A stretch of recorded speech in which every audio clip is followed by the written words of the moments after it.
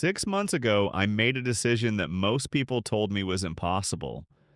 I was going to save exactly half of everything I earned, not 30%, not the standard 20% that every finance book recommends, 50% every single month for 6 months straight. No exceptions, no excuses, no months off. People laughed. My friends said I would last 3 weeks. My coworker said I would break by month 2 when someone's birthday came around and everyone wanted to go out for dinner. They were almost right. This is the full, honest story of what happened. The wins, the failures, the moments I nearly quit. A number at the end that genuinely shocked me. Stay until the end. Because the last thing I discovered had nothing to do with money at all. Let me tell you why I started this experiment in the first place. I had a decent income. Not rich, not struggling, somewhere in the middle. The place most people live their entire lives. And every month, the same thing happened. Money came in, money went out, and at the end of the month, I looked at my account and thought, where did it all go? I wasn't buying luxury things. I wasn't going on expensive holidays. I was just living. And somehow living was consuming everything I earned. I had read the standard advice 100 times: save 20%, build an emergency fund, invest early. I knew all of it. But knowing and doing are completely different things. So I decided to stop being moderate about it. I wanted to know what would actually happen if I got extreme. Not forever, just for 6 months. Half of everything I earned. Gone into savings and investments before I could touch it. I set a start date. I told 3 people, 2 friends, and 1 family member. So I couldn't quietly give up without anyone noticing. And then the experiment began. The first thing I did before spending a single dollar differently was figure out my actual numbers. I sat down and calculated my exact monthly take home income after tax. Not my salary. What actually arrived in my account. Then I did the math. 50% of that number went immediately into a separate savings account the moment I got paid.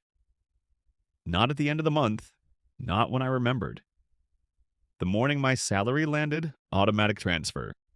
Done. Gone. Untouchable. What remained was my entire budget for the month. For everything: food, transport, rent, bills, social life, everything. Month 1 was a planning month more than anything. I sat down and mapped every single expense. Rent and utilities, fixed. Could not change this. Food. This was the first place I found real money. I had been spending almost double what I needed to on food, eating out multiple times a week without thinking about it. Coffee every morning from a cafe, snacks bought impulsively. I did not cut eating out completely. That felt like punishment, and I knew I wouldn't sustain it. But I set a hard limit, a specific number, and I stuck to it. Transport. I looked at every journey I was paying for that I could replace with walking or a cheaper option. Small changes, but they added up. Subscriptions. This one genuinely surprised me. I sat down and listed every subscription I was paying for: streaming services, apps, memberships I had signed up for and completely forgotten about. I canceled 7 of them. 7 subscriptions I was paying for every single month without using. When I added up what those 7 were costing me annually, I sat quietly for about 2 minutes. By the end of month 1, I had saved exactly 50% of my income. It was hard. It required more thought than I was used to. But it was possible. The question was whether it would stay possible. Month 2 is where the experiment nearly ended. 3 things happened in week 2 that I had not planned for. First, a close friend's birthday, group dinner at a restaurant, the kind of restaurant where the bill arrives and everyone does that awkward calculation and someone always ends up paying more than they should. I went. I had budgeted for it. But the bill came in higher than I expected, and I had to make a choice. Take the money from my savings or absorb the extra cost somewhere else in my budget that month. I absorbed it. I ate extremely simply for the next 10 days to make the numbers work. Second, my phone needed a repair. Unexpected, unavoidable, a cost I had not planned for. This is where I learned the most important lesson of month two. An emergency fund is not optional. It is the foundation that makes everything else possible. Without one, a single unexpected cost destroys an entire month of discipline. I did not have a proper emergency fund when I started. I had to pull from the following month's savings target to cover the repair. And that felt like failure even though it wasn't. Third, social pressure. This one surprised me most. When people around you know you're saving aggressively, two things happen. Some people respect it, and some people, without meaning to, make it harder. Just come out. It's one night. You can skip saving just this once. Life is short. I don't think any of those people were being malicious, but when you're already stressed about money and someone says life is short, it lands differently. I nearly gave up at the end of week 3. Instead, I did something that saved the experiment. I wrote down exactly how much I had saved so far and calculated what it would be worth in 10 years if it kept growing. That number made me put my phone down and go to sleep. Month 2, target hit, but only just. Something shifted in month 3. I stopped fighting the budget and started working with it. The first 2 months, I was constantly aware of what I couldn't spend. Every purchase was a small stress. Every decision felt heavy. By month 3, that had changed. I had figured out the cheapest version of everything I actually enjoyed. The restaurants where I could eat well without breaking the budget. The free things in my city I had never bothered to explore because I was always spending money on easier entertainment. I discovered that a lot of what I had been paying for was not actually making me happy. It was just convenient. And convenience is the most expensive thing most people buy without realizing it. I also started doing something I had never done before. A weekly money check-in every Sunday, 10 minutes. Just looking at where I was against my budget for the month. It sounds boring. It is boring. But it changed everything. Because instead of discovering on the 28th of the month that I had overspent somewhere, I caught it on day 10 and had time to adjust. Month 3, target hit. For the first time, it didn't feel like a struggle. It felt like a system. The savings account that had felt empty and symbolic in month 1 was now holding a number that made me feel something I hadn't expected. Safe. Not rich, not free, just safer than I had ever felt before. There is a psychological shift that happens when you have money sitting in an account that you are not touching. The world feels slightly less threatening. Small, unexpected costs stop feeling like emergencies because you have buffer. You make slightly better decisions because you are not operating from financial anxiety. I also started to notice something about my relationship with spending. When I had been spending freely and before the experiment, every purchase felt slightly hollow. You buy something, you feel good for an hour. Then it becomes normal and you need the next thing. With a strict budget, the things I did spend money on felt better. A dinner out that I had planned for and saved for tasted different from one I had just charged to my card without thinking.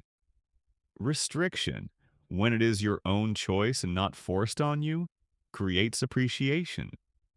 Month 4, I also made my first proper investment. A small amount into a low-cost index fund.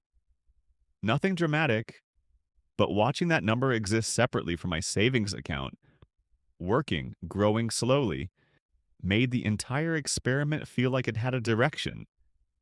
Month 5, I had a setback. A work situation meant 1 week of unexpected expenses I could not avoid. I hit 89% of my savings target instead of 100. I did not catastrophize. I adjusted. I moved on. Perfectionism kills more savings habits than overspending does. Month 6 felt different from the first day. I knew it was the last month, and two opposite things happened because of that. Part of me wanted to ease up. 6 months is a long time. I had earned a break. The end was in sight, and the discipline felt heavier than it had in months. 3 and 4 when I had found my rhythm. But another part of me, the part that had been doing the weekly check ins and watching the savings account grow, did not want to break the streak. Not on the last month. Not when I was this close. I made a deal with myself. I would finish month 6 at exactly 50%. Not 49, not 48. 50. And then, only then, I would sit down and calculate the full 6-month result. The last week was genuinely difficult. An old friend visited from another city. We spent 3 days doing things together, and the budget took a hit. I skipped 2 things I had originally planned that week to compensate. Small sacrifices. The kind you make when you have decided something matters. On the last day of month 6, I transferred my final 50% to savings and sat down with my notebook. Here are the exact results. No rounding, no making it sound better than it was. Over 6 months, I saved 50% of my income every single month, with 1 month hitting 89% due to circumstances I could not control. The total amount saved was significantly more than I had ever held in savings at any point in my adult life.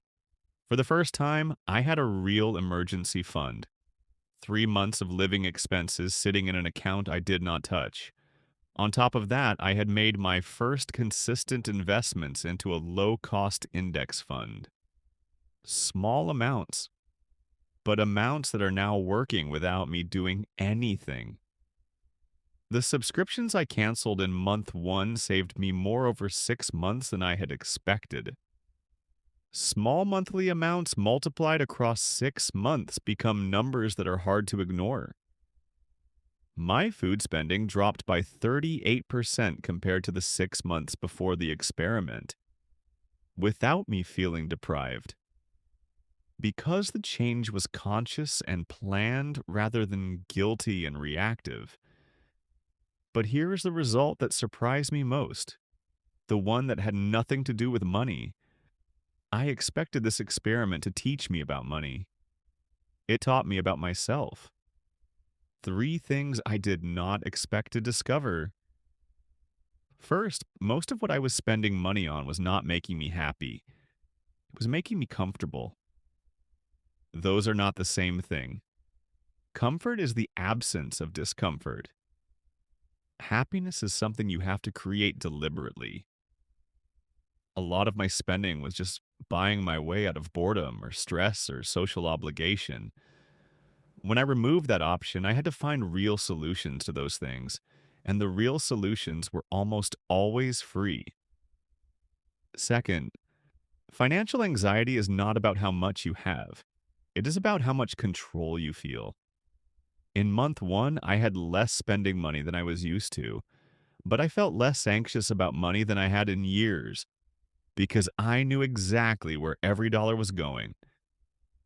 Clarity is more calming than abundance.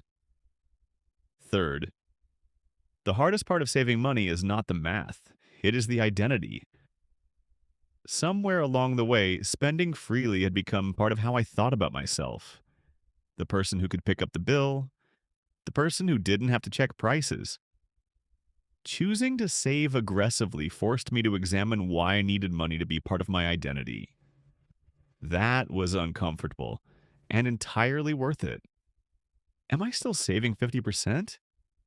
No, not every month. But I am saving more than I ever did before. Consistently, without it feeling like punishment, because now I know it is possible. And knowing something is possible changes how you approach it entirely. If you are sitting somewhere right now thinking you cannot save, I am not going to tell you it is easy. It is not. The first 2 months are genuinely hard, but I will tell you this. The version of you on the other side of 6 months of discipline is calmer, more confident, less at the mercy of every unexpected bill and social pressure and end of month panic. That version of you is worth the discomfort. If this video made you think about your own money differently, share it with one person who needs to hear it. Drop a comment telling me what percentage of your income you currently save. I read every single one. And if you want more honest conversations about money, not theory, not perfection, just real, subscribe. Because this is exactly the kind of content I make. I will see you in the next one.